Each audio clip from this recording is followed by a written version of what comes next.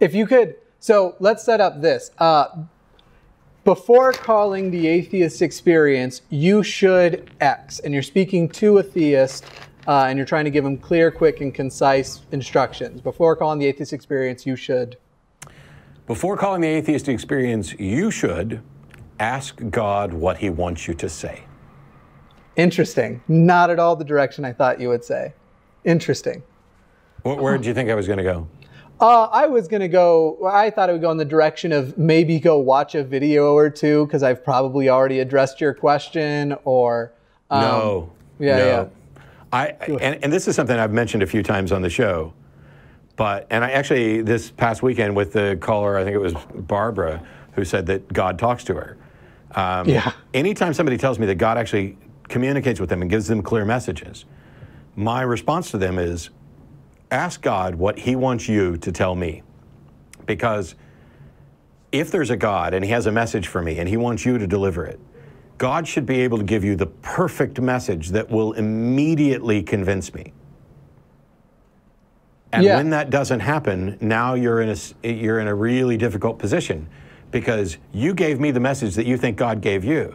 So is it your failing? Did you not adequately portray the message? Or is God just not wise enough to know what you should tell me?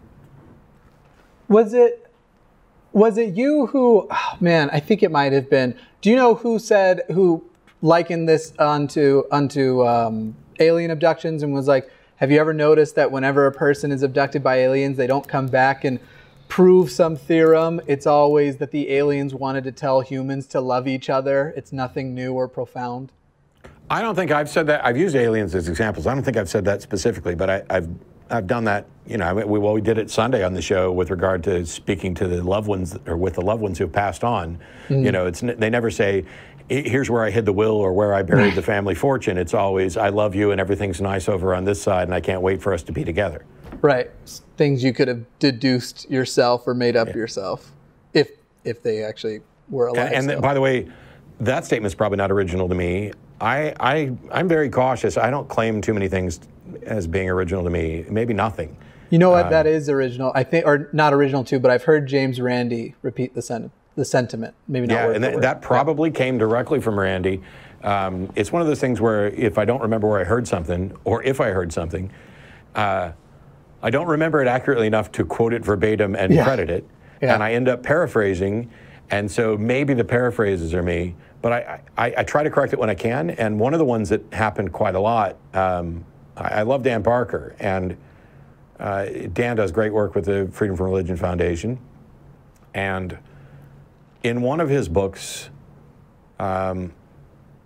he said, he presented this idea that perfect justice and mercy were necessarily in conflict, because justice is getting what you deserve, and mercy is a suspension of justice to alleviate you, or to keep you from getting what you deserved. So one couldn't be perfectly just and perfectly merciful, or merciful at all.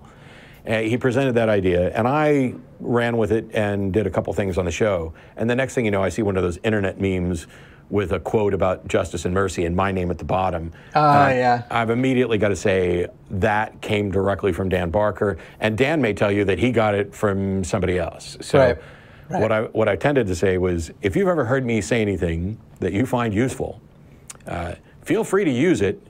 You probably won't have any need to credit me, because it's probably not original to me in one form or another. Just don't be a YouTube creator who repackages his videos almost exactly line for line, and I'll just leave it at that. Don't take my discussion on morality and create your own video and go point by point in the same order with the same points, like Jacqueline Glenn did. I wasn't going to drop the name, but I'm glad you did. Yeah. She flat out said, when she got called out for her plagiarism, she flat out said, I'm hot and my fans don't care and I'm not doing a term paper. Instead of just saying, oh, I screwed up and I apologize. She doesn't, I'm not convinced she has an original thought in her head, and she's a 9/11 truther, so I'm not going to feel bad about it. Plus, you can edit all this out. Do I have to? It depends on what kind of pissing contest you want to get into, but yeah, I don't care. Yeah. I would take anything out on the request of you or Mark, but I'm liking it all so far. I don't hate her or anything else. We were actually going to work together in a video, and that's when the whole plagiarism thing came down, where she was plagiarizing me and I think Seth and some other people, and then she would go on her Facebook and ask them, hey, what do you guys think about this? And then use the comments and not acknowledge that they were comments. It's like it came out of her. So I'm not convinced I've ever heard her say anything that comes directly out of her own head. And I have no, is she even involved in the community or making videos on religion or atheism or anything anymore? She's kind of like, sort of like Armored Skeptic, who's become polarizing, and you either used to love him and now you don't care or you don't want to watch his stuff, or he has his now new crowd of people who watch him. And I think she's kind of become that. She still has a crowd, but I don't think it was her old crowd. I don't know either way, because I don't pay that much attention to YouTubers and YouTube videos.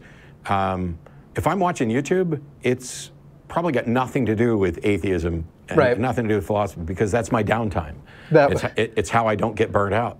That was precisely me until I started my channel in February, and I seriously watch everything on double speed because I'm working now with all these other people, and it's not something I would have done otherwise. Now, I have always watched Talk Heathen and the Atheist Experience. Those were Sunday joys, because it's fun to have a Sunday ritual. Someone will take that out of context. So actually, though, but to be fair, I wasn't all that bothered by Jacqueline, other than her refusal to acknowledge and apologize and move on. She, you know, because hey, if I've said it, you can use it. I'm far more bothered by a collection of individuals who, I don't care that much about copyright, but if I go to all the trouble to put up a video and you basically clone my channel and like take all of my content, put it on your channel, there were people who, when I called them out on this and said, hey, please, you know, you need to take that down or I'm going to have to flag your channel, and I don't want to do that. They're like, what? I'm helping you out. I'm getting you more exposure. Yeah, no, you're actually not. I mean, I'm closing in on 100,000 subscribers. Your channel with 8 subscribers is not actually benefiting me. I don't care too much if it's not monetized, but as soon as somebody's, you know, I'm trying to not lose my house here as well. Absolutely. I'm a digital artist for a living, and so I hear the word exposure literally a few times a week. So my new response is, yeah, this is the Oregon Trail, and I'm dying of exposure. Yeah. It gets. But while we're in the talking about YouTubers, not so much the people who are just trying to do those clip things, which I agree. That's don't try and monetize other people's content. Don't try and take credit for it. But when we're talking about YouTubers or media personalities in general, even the news, you have new trends now like flat earthism. I don't know if that's the official term for it, anti-vax, that have become popular. And it seems to me they became popular, at least in part, by atheist channels, especially with flat earth, at first as a joke, bringing them onto their channel and exposing them. Do you think that there is any responsibility on the side of people who are making that content and basically creating a platform and getting this out to people? Do you think that that exposure is what has led to the popularity of those movements? Are you saying that people pointing out how the flat earth stuff is nonsense are contributing to the spread of it? I wouldn't say that now, but my question is more like 2 years ago when nobody was a flat earther and they were found obscure, they were an obscure few people, and atheist content creators who were a little bit larger took them and exposed them to the population for the first time. Would you say there is any, or is it just a, nope, all information is fair game, or what would, do you think there's any responsibility? I certainly lean towards the side that all information is fair game. That you know, if you're telling the truth and you're being critical. I mean, if it was just, I remember one time on the show, I said nobody believes in the ancient Greek gods anymore, and I immediately got an email from somebody who was, and I have to kind of assume that they were serious, saying no, I actually do, and I'm not alone. There are others. And then I've probably done the same thing with flat earthers, and now we're getting this backlash. So I have a problem with, I used to love The Onion. Yeah. And now I don't. And I don't love any of the satire sites, even though some of them are getting a little bit better about clearly identifying as satire, because we should realize now that we live in a world where there's a sizable chunk of the population that don't have critical thinking skills, that don't understand skepticism, who are credulous and gullible, and they're going to buy into this. And That doesn't mean you shouldn't be allowed to say it. You should be allowed to do whatever you want. Right. It's just, I think that knowing that's the case,